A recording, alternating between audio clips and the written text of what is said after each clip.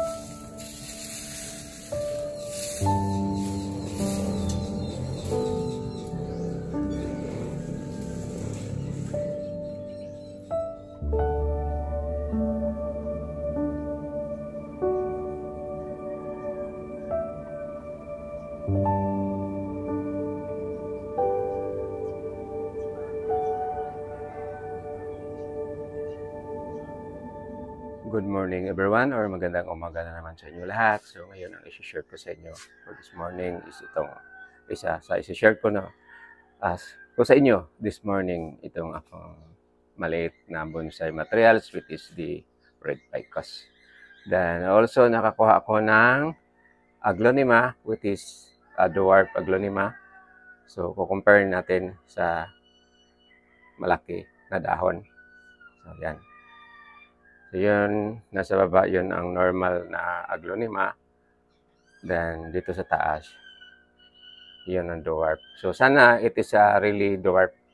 So the price of this one, so sobrang mahal. So binili ko because dwarf lagi. So we just hope na dwarf ito.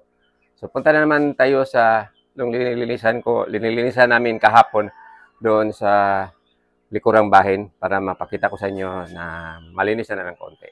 So ito na yung lugar na linilisan namin kahapon or among gihinluan kahapon. Then yung asawa ko ang nangunguna or naglilid sa paglilinis, kami lang dalawa. So yung nagtuyok-tuyok kong diriron isa murag hasway na lantawon. So parang nakaginawa, dan may mga pakita ko sa inyo yung mga materials ko nga mamatay na siguro na diha. So ito yung mga naman.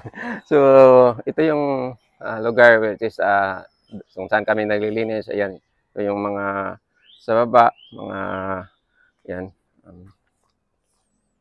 big acacia, then mga bonsai materials nga nandito sa paligid.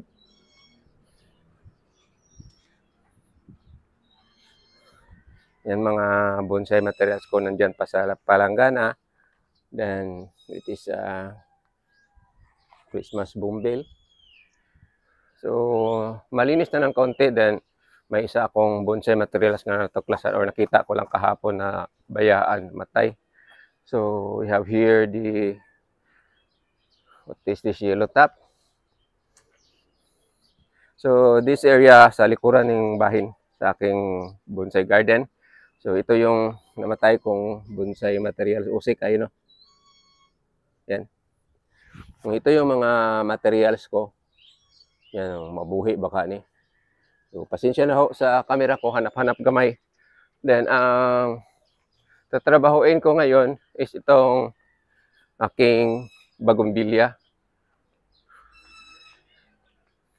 I-repat ko kasi ano ito, bali daghan na siya na sumpay-sumpay. Ipakita na ko yung mga sinumpayan ani. So this is a bougainvillea, ilipat ko siya sa totoong bonsai pot, and also this bougainvillea. So itong bougainvillea na ito nalaglag na ng bulak, isa tatlong kulay. Dito sa kabila I think is 4 or 5 nga kulay.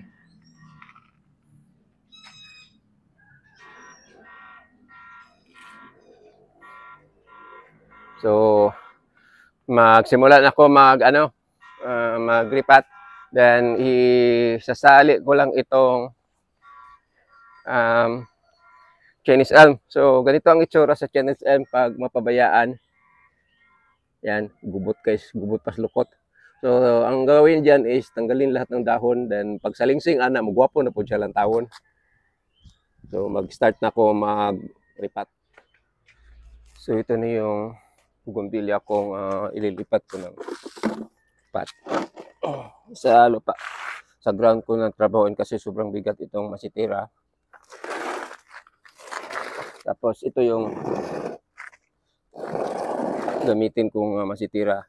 Which is, yun, ito ang bonsai materials ko na lubi. Malaki na sana yung punuan, pero biglang namatay yung linipat ko. So, ganyan talaga ang buhay na magbonsai tayo, masayang. So, malaki na sana. Oh. Tapon na lang yan.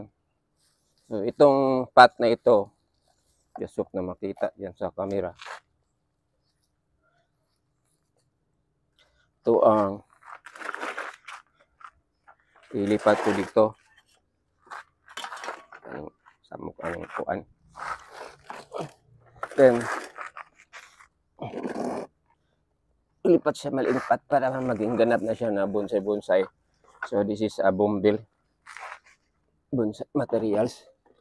Then, sa ilalim ito, kaya hindi masyadong mabigat is may mga foam ng styrofoam para hindi masyadong mabigat. So, bubunutin ko lang ito tapos lipat na kaagad. Ginawa ko nito is pinalagyan ko ng mga foam para hindi masyadong hindi ako mahirapan. Yan.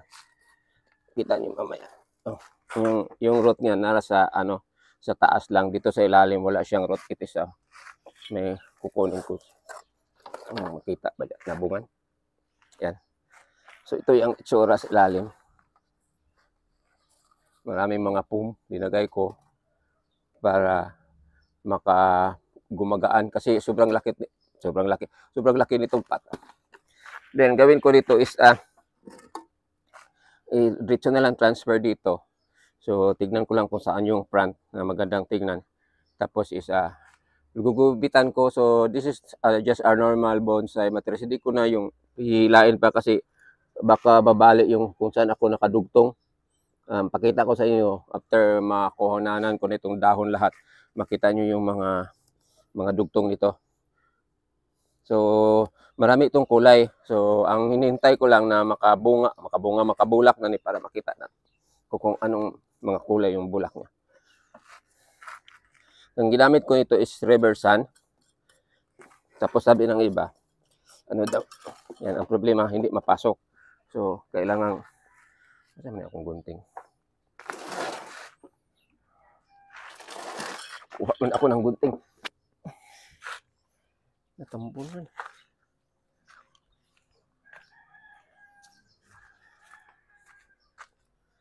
Kuha ko gunting. Kasi kailangan kong ititrim itong root para mapasok siya sa pot. So, itong the problem is maputlan aning mga malaking root niya, sayang. So, hope hindi ito mag-react after maputulan ko ng maraming ugat. Umiikot yung mga ugat.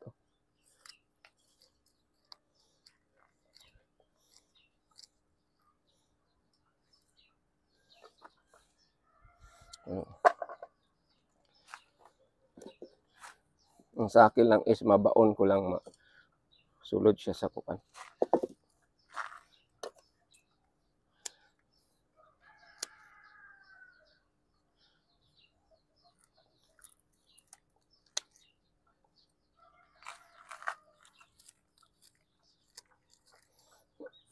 Sa palagay ko baka ito lang sana isa ang share ko sa inyo ngayon kasi parang maging mahaba na yung video pag isama ko pa yung dalawa, tong isang bumbil doon at saka yung Chinese elm. Kasi magtanggal pa ako nito ng yung tawag yung dahon.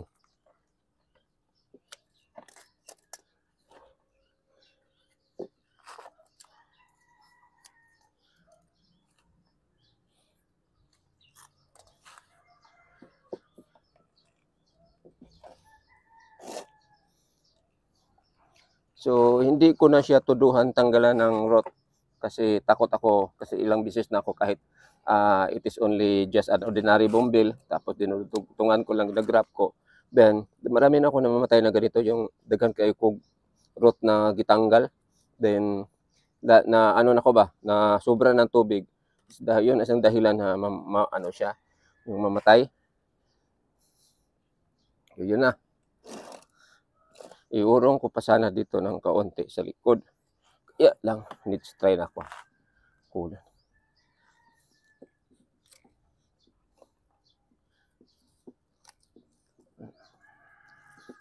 Para maurong. Yan na. So, na-center ko na. So, yun ang itsura niya. Tapos, ang gagamitin ko na soil, hindi na itong yung ginamit ko na ano, yung river sand, just ordinary soil na lang.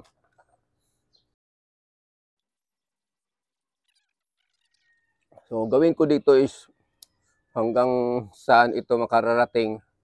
Ang trabahuin ko ito is putulan lang lagi ng dahon hanggang mamulalaklak ito. Hindi ko na i-forma yung i-bend kasi baka malaksi yung mga sinumpayan.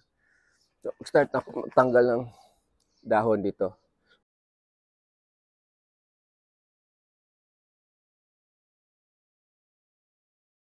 So, malapit ako matapos magtanggal ng dahon. So, itong may mga tali, kung makikita nyo dyan sa video, yun yung area na kung saan ako nagdugtong din ako. Tinalagay ko ng parang marker ba para malaman ko kasi bali apat pala itong nadugtong ko. So, bali ang kulay or ang color ani na bumbil is 5. So, yun ang inaabangan ko kung mag-produce na ito ng bulaklak na sabay-sabay, isang puno, 5 kulay. So, para sa akin, magandang tingnan. Then, kaya lagi ko nang itong tinatanggalan ng dahon kasi sabi yung iba pag mas maganda pag mamumulaklak tapos is walang dahon, puro ng bulaklak. Magandang tingnan.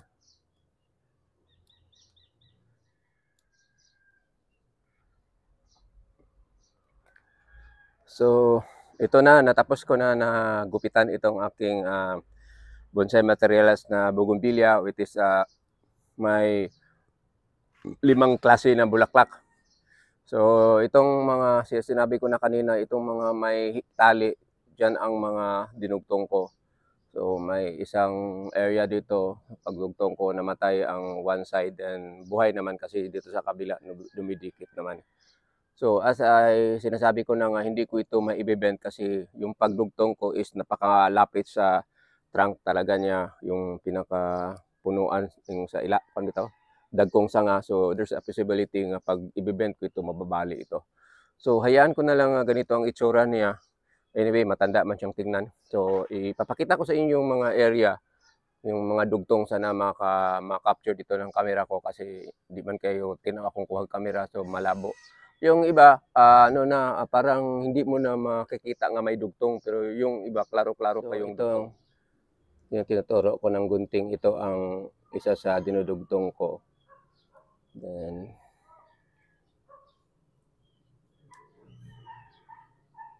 ito namang area, another dugtong. So, hindi mo na makita yung dugtong. Malabo man akong camera sa una nani. Yan, hindi mo na makita. Then, dito, na portion.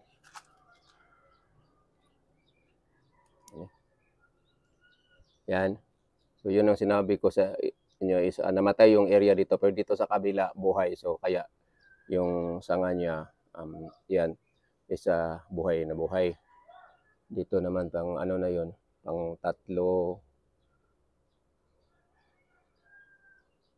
So, ito ang isa sa yan, ito. Dinudugtong ko yan, yung may plastic dito sa baba. So, bali, yan isa. Tapos, 2, 3, 4. Then, the original kulay of this bumbil, yun ang pang-5 na kulay ng bougainvillea na ito. So, yun ang dinudugtong ko. Kaya natutuwa ako kasi hindi ba ako expert na agriculturist. Ang sa akin lang, matutuwa tayo yung makabuhay tayo ng ganito, yung magdugtong-dugtong. So for this morning, ito lang muna ang share ko sa inyo.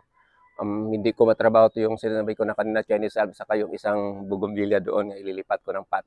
Ito lang sana muna kasi mataas na yung araw, tapos is kailangan ko pang maglaba para may maisusuot naman pod ako na damit for the following, so susunod na araw na mag-vlog ako kasi hindi ako nakapaglaba kahapon na it is Sunday kasi naglinis kami doon sa likod. So just hope na hindi masyadong mahaba itong nagawa kong video. Tapos is you have an idea na kahit hindi tayo well, kaunti lang kaalaman natin regarding about grafting some plants is kung mag-practice lang ta, sige, matuto din tayo na maggawa like what I'm doing now, na nag-practice lang ako, sige, tapos nakabuo ako ng mga marami-ramaring bonsai, or hindi masyadong marami, mga around 50 pieces lang siguro itong bonsai ko dito sa bahay. Kaya mukhang marami kasi yung pagbablog ko iluto, gibalik-balik naman ako. So anyway, ito na, natapos ko na. Tapos ilagay ko muna ito sa shade area kasi ang daming gamot na natangtang nako nga which is malaki. Baka mag-react ito ding mamatay, sayang. So for this morning, maraming salamat sa panonood. God bless you all. Have a nice morning ahead of you. Bye-bye.